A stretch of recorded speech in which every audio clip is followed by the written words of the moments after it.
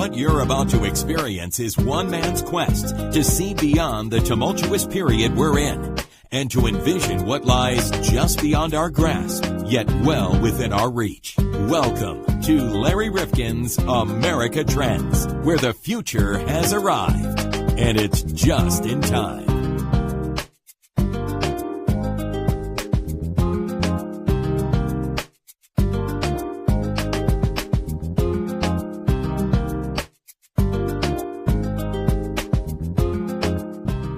Welcome back to another edition of America Trends Podcast. And I'm Larry Rifkin, along with John Krofsick. John, how are you? I'm good. How are you doing today? Good. Have you recovered? I have. I'm good. Well, in good shape. You didn't ask me. Larry, recover from what? Oh, yeah. What did I recover from? The 2016 election. Oh. Wow, was right. that crazy? Oh my goodness. I guess the question is, was that one for the history books, or was that simply a one-off? What was it? Are we ever going to see anything like that again? And if so, may I avert my eyes, please, yes, and my ears. Goodness. I don't know if America can take another election like that. Well, when you think about it, John, and what we talk about in the coming, few moments, is how many rules, how many conventions, how many assumptions were busted wide open in the middle of this campaign. I mean, everything that we thought we knew about the experience that you needed or how you needed to buy paid advertising, just about everything we thought we knew about a campaign got split asunder. And now we've got to ask ourselves, is this going to be the new norm? Are you going to have all these iconic figures who know nothing about politics saying, well, if he could do it, then I'm going to do it?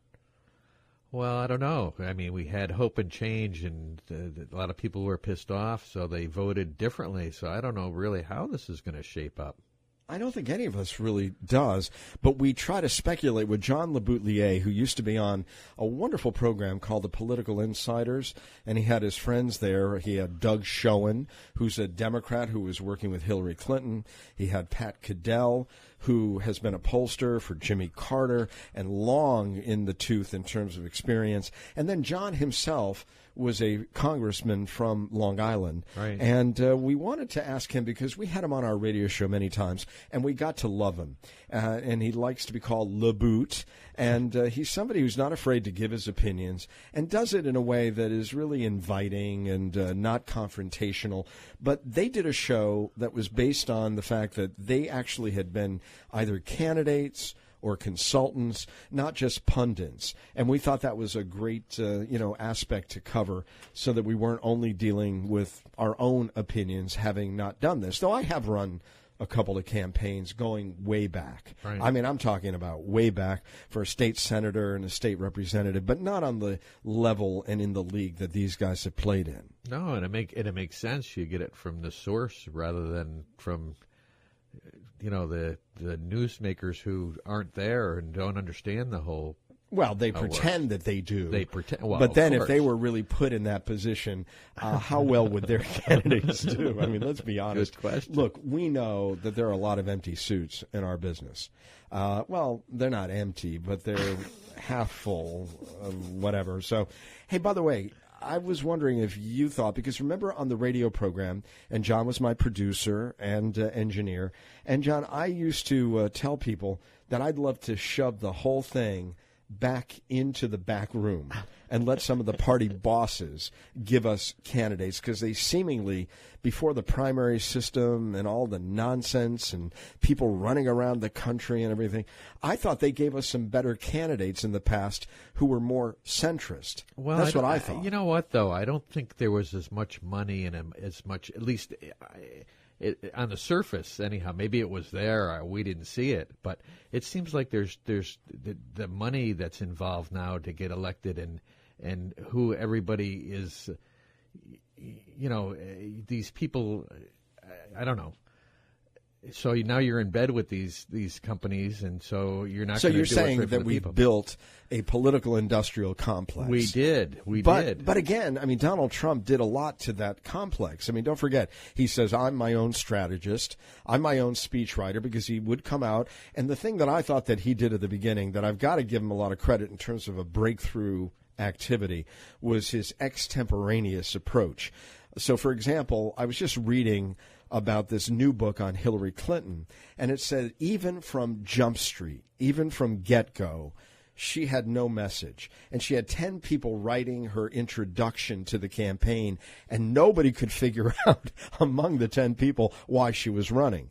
Whereas Donald Trump came down that escalator with Melania and Ivanka and everything on his, by his side, and he just started talking about building a wall and doing this and that. Now, whether those things are actually things he's going to do or not, he figured out a way to get into the psyche of the American public, and he did that all by himself. So what does that do to all these political consultants and all these geniuses that we thought were indispensable to running major campaigns? Oh, exactly. What does it do? I mean, it really throws the whole thing. When the American public get mad, that throws everything out the window. So we got so deep into this that we just said we're throwing the baby out with the bathwater. We're throwing out the consultants. We're sick of this. And so does that translate into what we see in the future, or was this a one-off, John? I don't know. I sort of wonder if Donald Trump doesn't pay off here, doesn't at least get some things done. I don't know what's going to happen. So you're saying That's that the level of disillusionment, which was so high, and Barack Obama captured that in 2008, Hope and Change. So we keep going back and forth, Democrat, Republican, liberal, conservative, question mark, Donald Trump, well, don't forget, populist. We could have gone socialist this time. We could have. I mean, the two choices were a populist nationalist or a socialist, really, in many ways. I mean, who knows? I mean, it's anybody's guess. Well, the whole thing could come undone. Well, let's not think about that. But let's invite John LeBoutelier to join us now. And he's a good guy. On America Trends podcast, a former congressman, author of the book, Harvard Hates America. John LeBoutelier, our good friend, and I miss seeing you on Fox. Maybe you're going to be taking over for Bill O'Reilly. Is that in the cards or what? Well, I wish it was. First of all, he's got to go, and he's gone away now apparently on a 2-week vacation, which I think is part of their attempt to resuscitate him. Lance the boil, take him off for a couple weeks, call it a vacation, whatever. He's lost over 70 advertisers. And see if the things calm down, and in 2 weeks when he comes back, do they put him back on or not? Now, meanwhile, Paul Weiss Rifkin, the law firm, is running a new investigation. Apparently, what I read, there are more women coming forward now. And I think that will spell his future. If this scandal continues with more women, more lawsuits, he can't survive it. Well, you were on Political Insiders along with Doug Schoen and Pat Cadell, and we used to love that program because you guys had some pretty unique insights, both as elected officials in the past and campaign aficionados. That was really a good, insightful program. Did you guys, though, see what was coming this year when we look at 2016 and the election? Could you have foreseen anything quite this cataclysmic? Yes, we started on 2011, in June of 2011, first on FoxNews.com for 8 months, and then they put us on.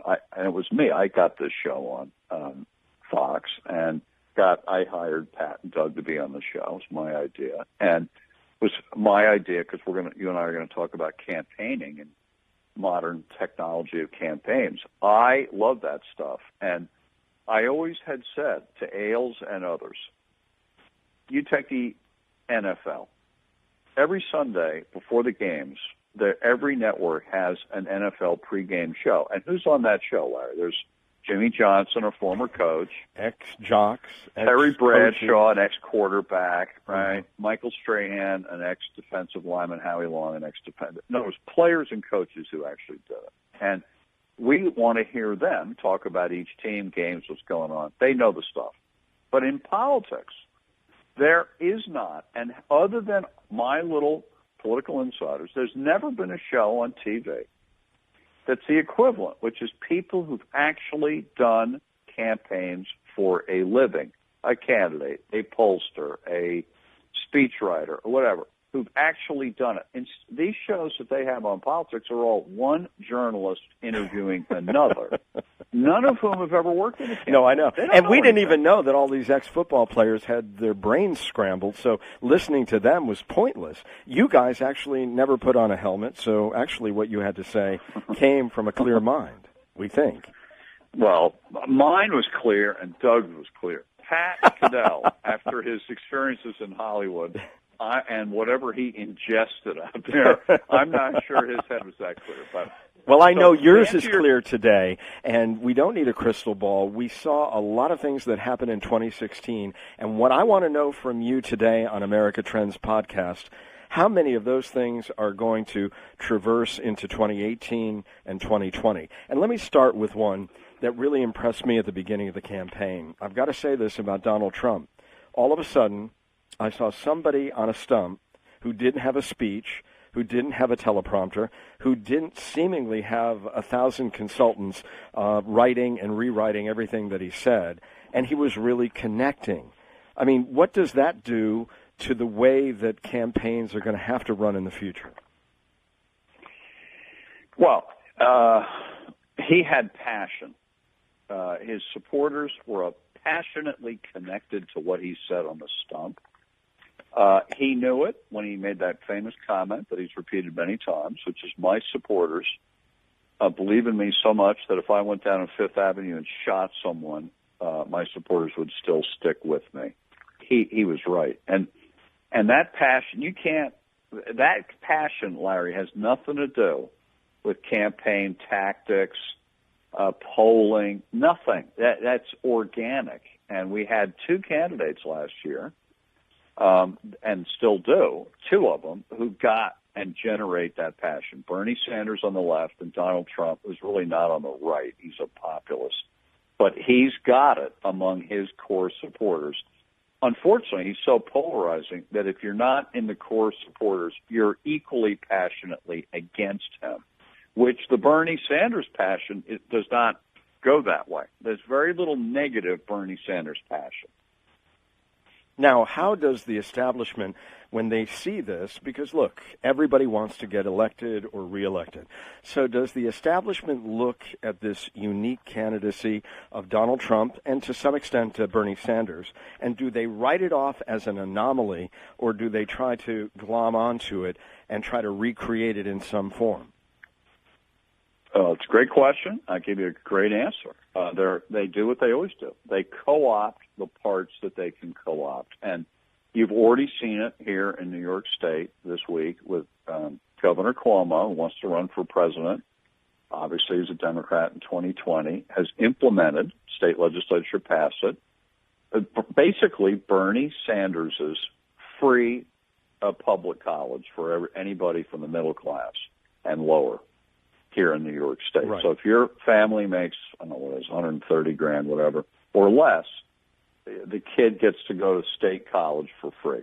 But has That's to live in New York, Sanders I think, campaign plan. to follow. Yeah. That's New York State. But that's Cuomo doing it because he wants to run in 2020, and he's going to run on that and the fact that he's the first governor to put in gay marriage, which he was.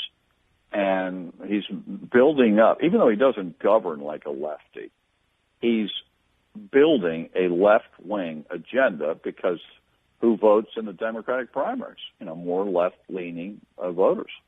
But let's take him as an example. So he comes out with these issues, but yet when Bernie Sanders had the same issue, and he came out and he was yelling, we got to do this. I mean, there's something about Andrew Cuomo that doesn't really speak to authenticity, Correct. Engaging. I mean, we don't really look at him stylistically in that way. No, well, that's a different issue. But you asked me about these two candidates, Trump and Sanders, and the passion, and could the establishment do anything about it? And it's in my view, passion is something you either have or you don't. You can't co-opt the passion. You can co-opt the issue of the free education. What'll be interesting is on the Trump passion, as each promise is being broken systematically by Trump, and none of them are going to come true. There's going to be no repeal of Obamacare. There's going to be no wall. immigration's a flop. All these different things that were the bedrock of his campaign are falling apart.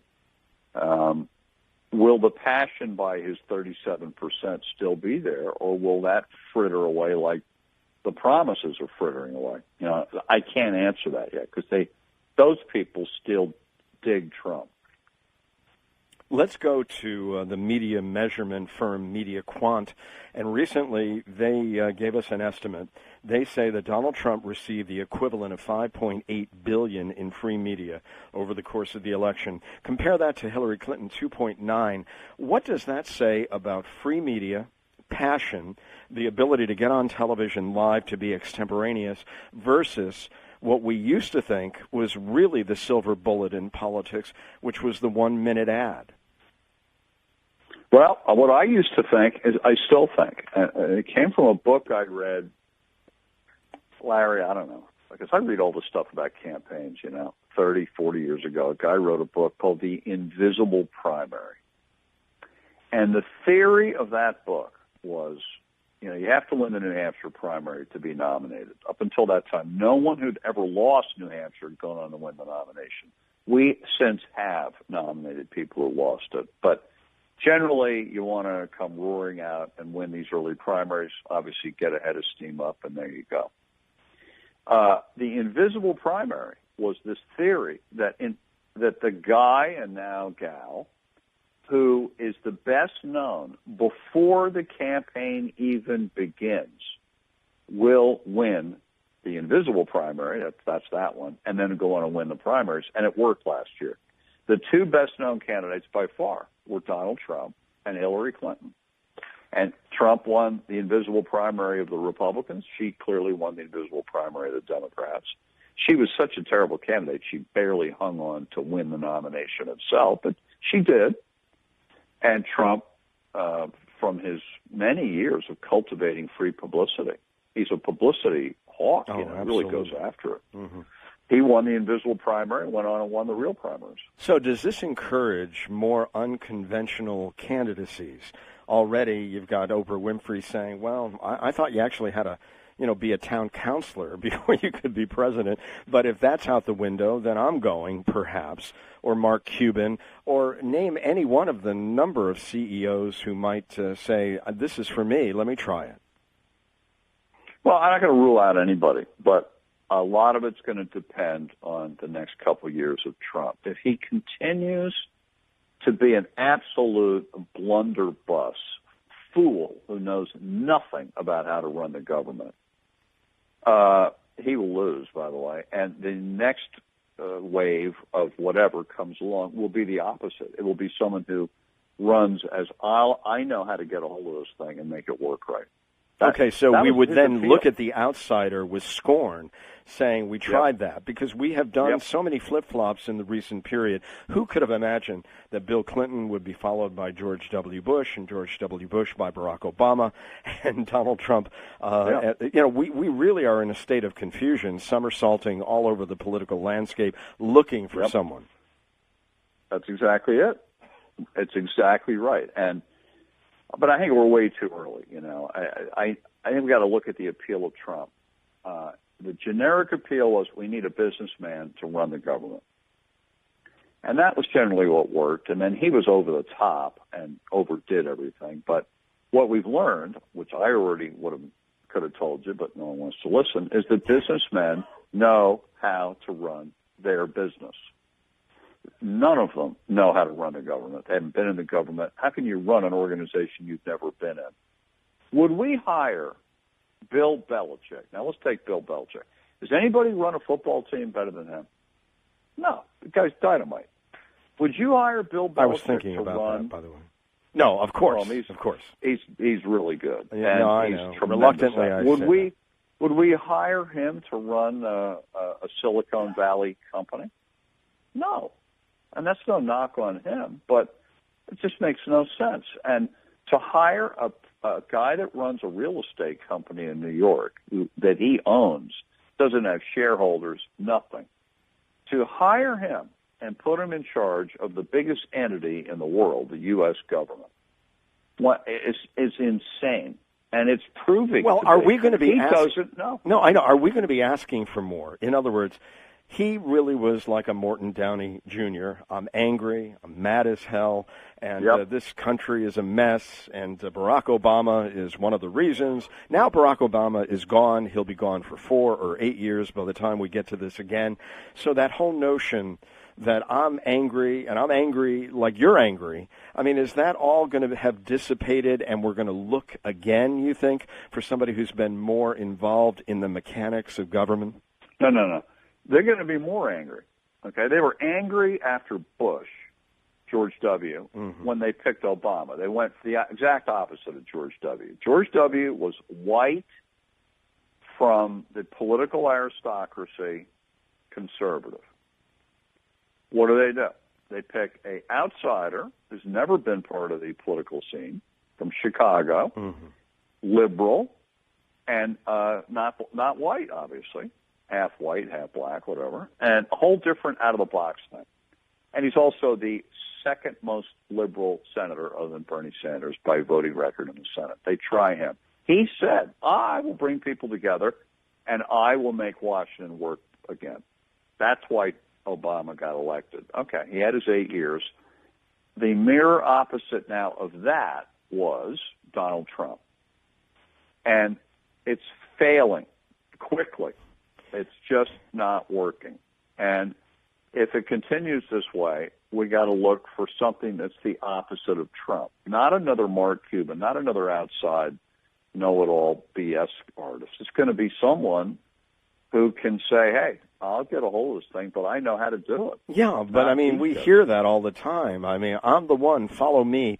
This political Tourette's, is it really just ingrained into the system now? And is it say more about us as the public and how little we really look at these things with any seriousness, that we're voting on all surface issues? Somebody says, for example, Donald Trump would say that every time I thought people were losing interest in my message, I just threw in, and we're going to build a wall, and Mexico's going to pay for it, and the crowd would go crazy again. I mean, that's how simplistic some of this sloganeering has become.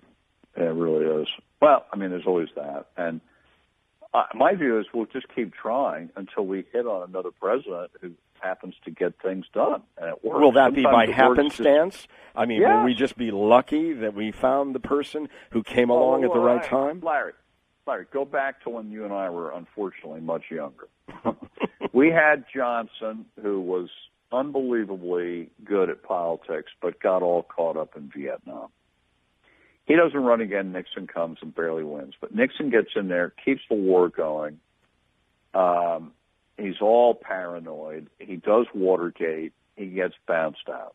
Now, America was unbelievably roiled over this and in total turmoil. And what they did, what we did as a country, was we picked the opposite of Nixon. Nixon was the consummate insider and a liar and dour and mean and all that. So we go and we pick an outsider who's never been in Washington, Jimmy Carter I'm talking about, who smiled all the time, unlike dour Nixon, and who said, I'll never tell you a lie. I'll never tell you a lie. I'll give you a government as good as the people. Exact opposite of Nixon. Boom, they elect Jimmy Carter. Okay? They try that out. And by the way, Jimmy Carter got off to a start almost the same as Donald Trump, a disaster from the get-go in his own party. He gets a hold of the first budget, takes out all these Democratic water projects that were, frankly, pork put in there by Tip O'Neill. Carter doesn't understand government. He takes those things out, pisses off Tip O'Neill, and we have a toxic relationship from then on, and he's a one-term flop of a president. But, John, let me get back to the future in a sense. What I want to ask about are the parties. In other words, there are many times on my radio program I said I'd like to go back into the back room, and I'd like to let the John Baileys and others, those who were the icons of party establishment in the past, and let them give us some more moderate, sensible, centrist candidates. And perhaps we can win again with somebody who can build coalitions, which is really the nature of our process. So do the primaries just leave us very vulnerable to the public really being taken in, and in this case, the wildest card of the bunch winning? Okay, I agree with you. I think that the government works much better when parties and party bosses are running the operation, because then they force people to work together. They force party unity and cooperation. That's the beauty of that system. But unfortunately, we've evolved up till now, and we're evolving into just the opposite. And we're going to, I won't even call it evolve, we're devolving.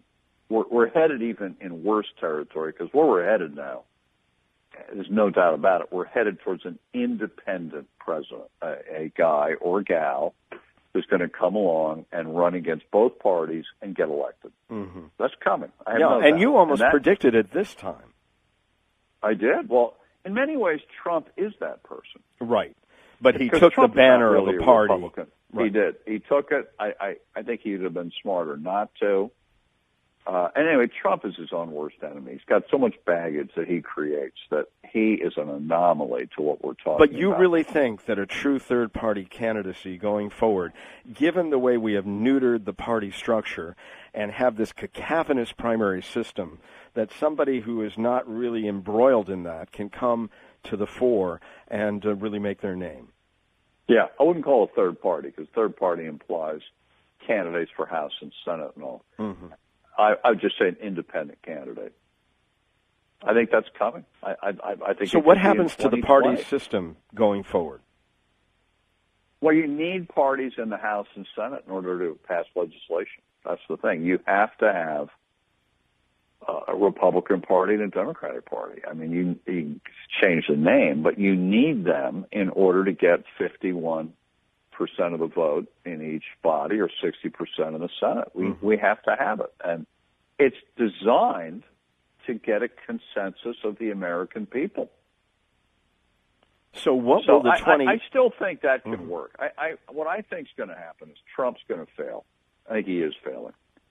I think we get to 2020, and someone's going to get elected president. It's not going to be Trump. Someone's going to get elected not on philosophy, but on, yet again, this notion that we've got an out-of-control system and we got to take control of it. But eventually, someone's going to win one of these elections. You cut me off before I finished my analogy. I got to Carter and how he failed, right? And so the mirror opposite of Carter was Reagan. Who would have thunk, Larry, that Reagan would end up being such a successful president? But he was. And we're going to have to get another one of those. Some guy is going to win, who's actually going to win, who's going to harness the government, going to know how to make the government work through the legislative process to meet a majority of people's wishes. That's what's not happening. A majority of people are unhappy with what the government does. And it's not that hard. I mean, they just got to do the system the way it's designed. If you do it the way it's designed and you're not locked into crazy promises, like Obamacare. Obamacare is the easiest issue and it's the most difficult issue. They're all locked in. We have to repeal it and get rid of it. Funny thing, the public doesn't want to repeal it. The public wants that thing to be fixed. Mend it, don't end it. And that's what they ought to do. And you could easily do it. And there's enough votes to do it, but the Republicans are so locked into this promise that we're going to repeal it that they think they have to follow through on that promise. What does the 2018 election in terms of Congress tell us? Because oftentimes it's a different kind of electorate that goes out. But what are we going to start seeing in Senate and congressional candidates that might be reflective of what they saw happen in 2016? All right, great point. And I have an end point on it, too. First is there will be Republicans who will try to emulate Trump. And they're going to be a lot of Democrats who are going to emulate and suck up to Bernie Sanders. You're not going to see Hillary on the stump too welcomed by Democrats. The base of the Democratic Party obviously is on the left, and Bernie's going to be in demand. So is Elizabeth Warren, but definitely Bernie. Here's the funny thing, though. Remember in 2010 when the Democrats were defeated for the House, and Obama the next day said, quote, "We got shellacked." And he knew he was shellacked. Same with Bill Clinton in '94 when they lost the House and Senate. He adjusted. Obama tried to adjust to get himself reelected in 2012, which he did. Donald Trump, if the Republicans were to lose the House or Senate in 2018, I know what he's going to do. He's going to say, that's their fault, not mine. They didn't do what I told them. I'm not really a Republican anyway. And he'll just back away from these people. He will not read it as a rebuke of him. He will not say he got shellacked. He'll say they got shellacked. That's Paul Ryan's fault. They didn't do what I told them to do. And so Trump won't take the lessons himself from 2018. He won't do it because he never learns. Okay, let's fast forward to 2020. The social media element, I mean, we cannot dismiss at all the significance and the growing significance of social media. How dominant as a force will it be by 2020?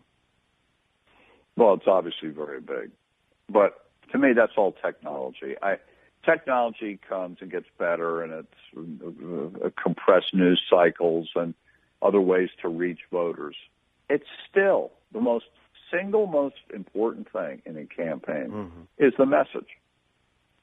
Social media, paid advertising, whatever way you want to get the message out, that's one thing. But it's the message itself.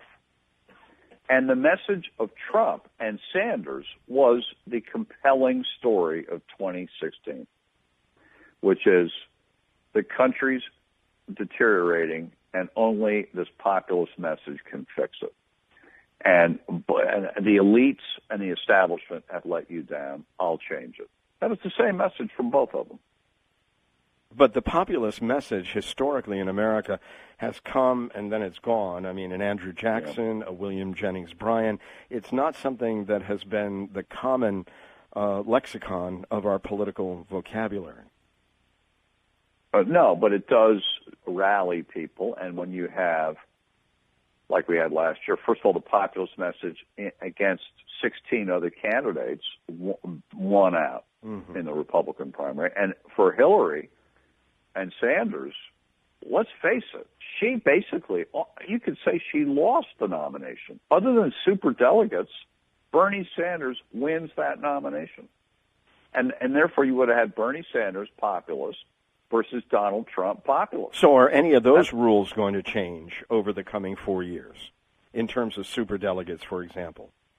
Well, there's a big move in the Democrats to scale them back. I think that will happen.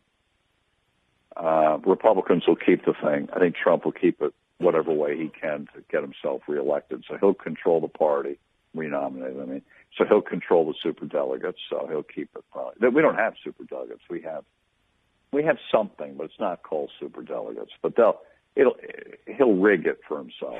What about the bunching of the primaries so we don't have one every week going from Iowa to New Hampshire on to this group? What about grouping of the primaries so that they are much larger regional events? Been talked about for decades. I don't think it's imminent. I think every state wants its own week in the sun. And the parties have incentives given to the states on when to line up. If you wait and go in the third week in March, you get more delegates to the convention, blah, blah, blah. So I don't think they're going to bunch them up.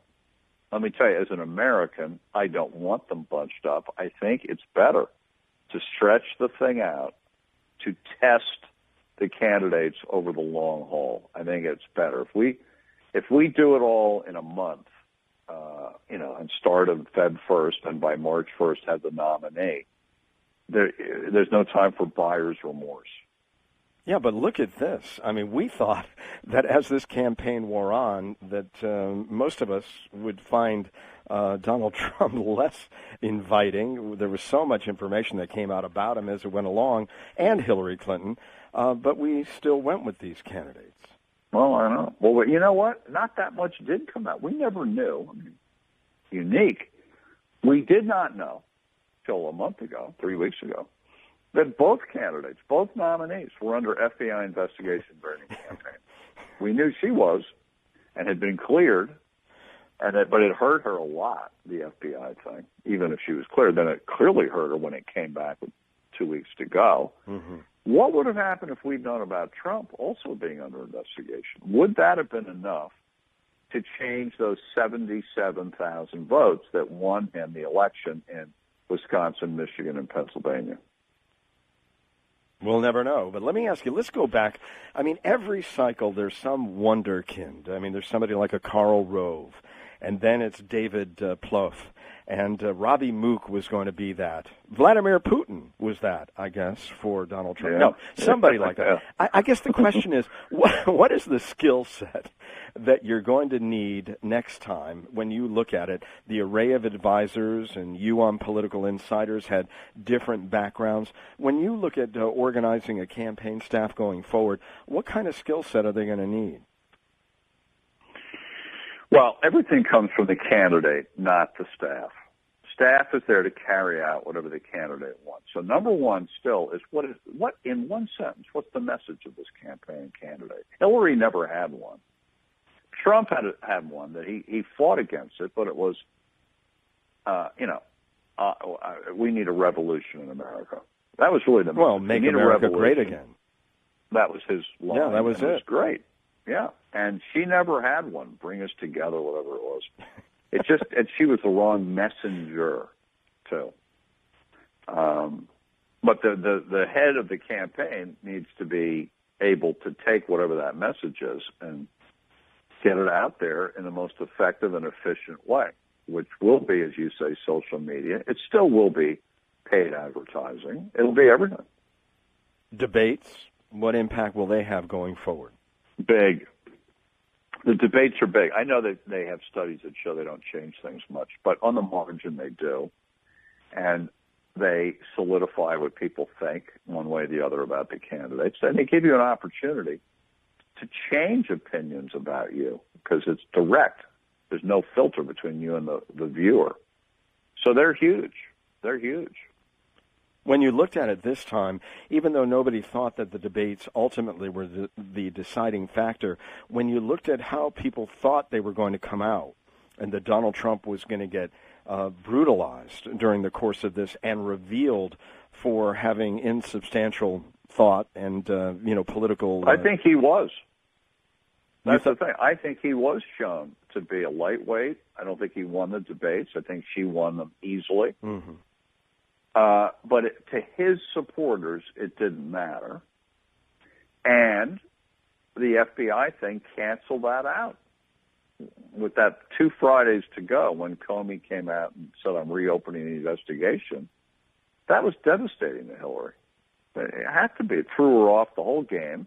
It canceled out the damage the week earlier of the Access Hollywood thing. Mm-hmm.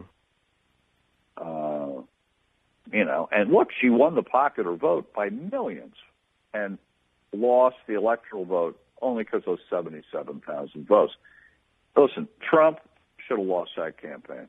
And the only reason he won was this change thing in America was so big that it overwhelmed his own mistakes. And he was running against a toxic campaign, the toxic candidate, Hillary, that people just wanted no part of her. So how much... Had he been running against a vanilla wafer, right, he would have lost. Okay, so how much will the parties then take and absorb from the 2016 campaign the fact that they really do have to try to get involved in the decision-making process if they see a calamity in the making, somebody who doesn't have a message, somebody who's got a lot of baggage? What are they going to do in the future to avoid this when, in fact, victory was snatched from them and they were defeated? That's why they created the superdelegates, to do that smarter people would have extraordinary power in the democratic system to correct a mistake if an insurgent came along who was going to take the party over the cliff. But they took that thing.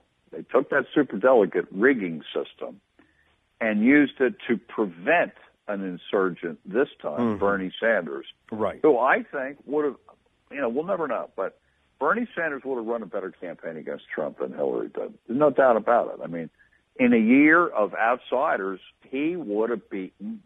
He had no baggage compared to Trump. Hillary was a baggage cart like we've never seen. So are we going into the next presidential election knowing that nothing is sacrosanct, that all of the old rules do not apply, that every time we do this, it's going to be a brand new, clean slate, and you can't look at 2016 or 2012 to get any guidance and any inspiration going forward? What does it mean to have the wild card really win this time, or does it mean nothing, really, ultimately, as we go forward? I think each one of these means a lot for the next one. To predict where to go. So using that thing I mentioned before about Jimmy Carter being the opposite of Nixon, and he made himself be the opposite of Nixon. Remember, he used to carry his suit bag over his shoulder, and he smiled all the time and all. That was to project the opposite of the imperial presidency of Nixon. So whatever is the failings of Trump, and there are going to be many of them, the next candidate in 2020 is going to figure out the antidote to that. That's the real work. What's the antidote to Trump? And, it's got to be a candidate who can come up with that and project it and live it.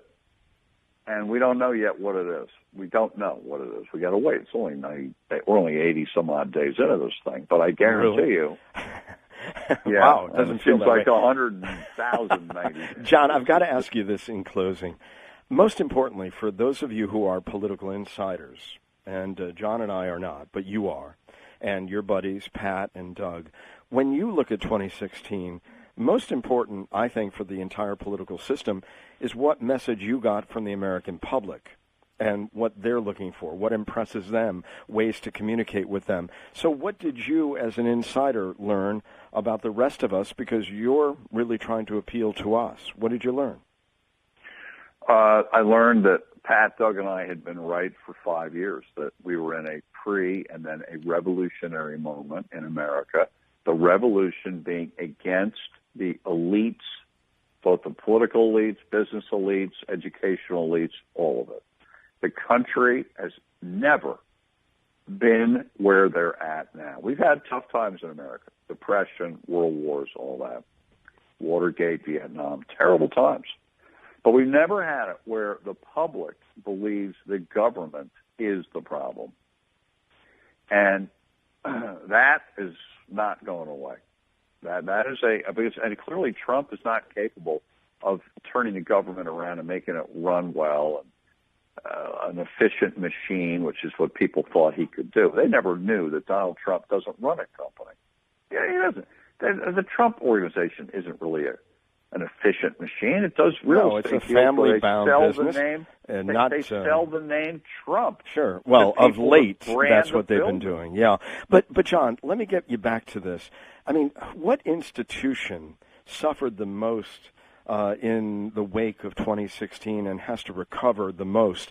I mean, maybe it's the government itself, because it is this low approval rating that ultimately led to a Donald Trump and a wild card taking over. It's the news media. News media, I think, is the one that's become more unpopular than ever before. Congress is like in single digits anyway. It always is, But people reelect their own congressman. But they don't like the institution, but they like Joe Blow. But the media, we've never seen so many people loathe the media as they do today. So what does that mean going forward? What does that mean? Will we not trust anything we read? Will this ability to go directly to people through Twitter and the like, is that going to be a growing impetus going forward for politicians? Yeah. What is it? I think all of that's going to happen. It makes it easier to discredit stories you don't like, promoting fake news and all that. And that makes it more difficult for legitimate news sources to get their story, the truth, out there, because there's this great cynicism that you're being fed a line of BS. So does that mean that the more fanciful, the more powerful, even if it's coming from a charlatan, that we might be susceptible to taking it because there is no filter and people are listening directly to the candidate and they're falling sway to the message? What's the vulnerability here? I think the followers of a candidate do not tolerate or listen to stories that go against their preconceived narrative. That did not happen 10, 15, 20, 30, 50 years ago. Whatever NBC, Wall Street Journal, New York Times said, we believed it. Now, it's almost like you automatically don't believe it. That's not me, not you, but most voters. That's how they believe it. And therefore, there are facts and this new thing called alternate facts. So how does that allow us in the political course of things to get anything done when we can't even agree on the facts? It makes it very difficult. And therefore nothing gets done. Now, nothing getting done is what the founders of our country designed the system to do. Mm-hmm. Unless there's a consistent consensus of a majority of people to make changes in policy, it won't get done. The system is designed to make change difficult and has to be deliberate, and it has to be done over a period of time. You can look at changing Obamacare as a perfect example of how difficult, with one-party control of the House, they can't even get a bill voted on. Forget winning or losing. They couldn't even get it voted on. And forget going over to the Senate where it would get completely changed. This thing is set up to make it very difficult to change. Right, and that inertia is all right when you had a small government, when you had a government that was not involved in things like health care, which is such a big part of the economy, and so many people are reliant upon the government for their old age pension, whatever. It works when things are going along okay and the government isn't really entwined in everyday life. When things aren't going well and people want change and that can't happen, what does that lead to in the political process? Well, I think that whether it's a little issue, as you say, or a big issue, it's still the same. The change is difficult. And like the Obamacare example right now, they can't change what was an unpopular by, say, 55% didn't like Obamacare for the last 7 years. 45 liked it. Mm-hmm. 55 negative, 45 positive, until Trump won the election.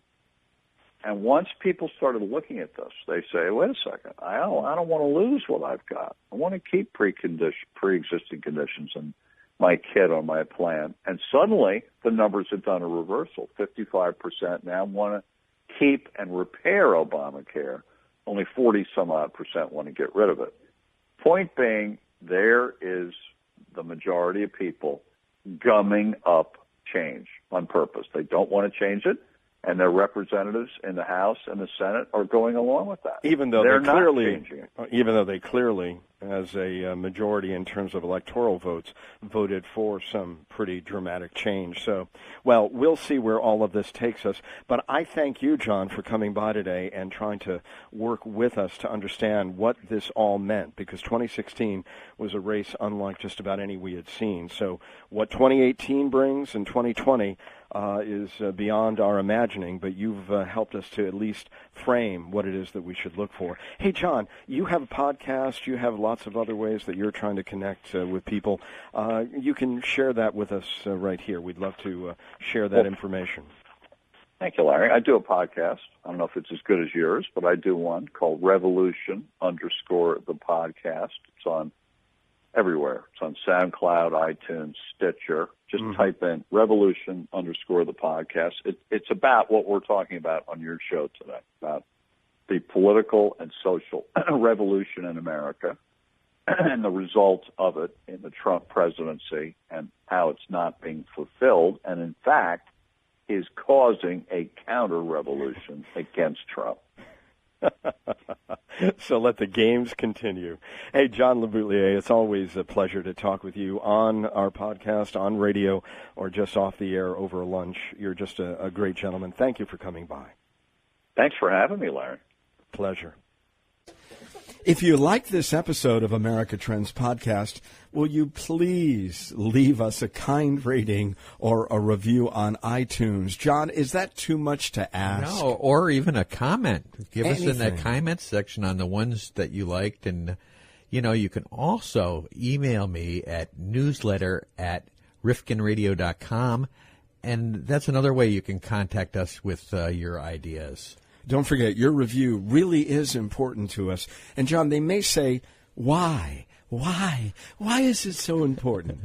Well, the more why? Tell us. You're even asking that. Why? Well, the more you like us, the better placement we get, which then helps us improve our rankings and visibility so that more people can enjoy us. And the more people, John, you see how this is spiraling? It's getting out of control there. The more people who know about us and like our content, the greater chance we have to encourage advertisers to hop aboard. You see how it works now, John? I understand now. That's very interesting. And we don't want these folks who are listening to miss a single episode of America Trends Podcast. I mean, we're recording tons of them, aren't we? No, and they're all very interesting, and we got some really good stuff coming up. Oh, we really do. But we want you to subscribe on iTunes or Stitcher.com. And when you do subscribe, let us know on Facebook and Twitter. Our handle on both platforms is @TrendsPodcast. We want to thank you personally for subscribing. In fact, John may have a very beautiful thank you gift. John, what is it? No? We ran out of them? All out of gifts. Oh, my goodness. Well, Sorry please, about that. please send us your ideas and questions for future episodes and topics on America Trends Podcast. We can't think of them all, right, John? That's right. I mean, my head's already exploding. Oh, yes. You see it. I Cloud see it. above. Is there an author you'd love to hear from? Or a subject you'd like to learn more about? Send us your ideas on Facebook and Twitter. And by the way, you can direct message us at Trends Podcast or use hashtag Trends Podcast. You can also add an email address if you have one that you want to give out. And we do not, right, John? We don't share our list. No spamming, no list getting out. You just get our newsletter. Absolutely. And you can access our full show archive on our website at americatrendspodcast.com. For more information on America Trends and for the latest updates on our upcoming episodes, be sure to like our page on Facebook and follow us on Twitter. You can find us at Trends Podcast. Oh, by the way, and John, this is really important, and you know What is it? What is it? Well, if you buy from Amazon, we have joined their Associates program. So you go to americatrendspodcast.com before you purchase, and you click over to Amazon from our Amazon store. That's a very good point, because it doesn't cost them any more money to do that. No, that's all built in. And then we get a few pesos. Yeah, It helps but keep and the look, podcast going. You know, if we get a small VIG, 2 or 3%, if you don't do it through us, you're just giving more money to Jeff Bezos. Exactly. And he doesn't need any more money. He doesn't need it. And he That's doesn't do correct. any podcasts, I don't think. So please, with no added cost to you, it helps us to bring you the content that you're enjoying. And thanks. Thanks, everybody. Please keep listening.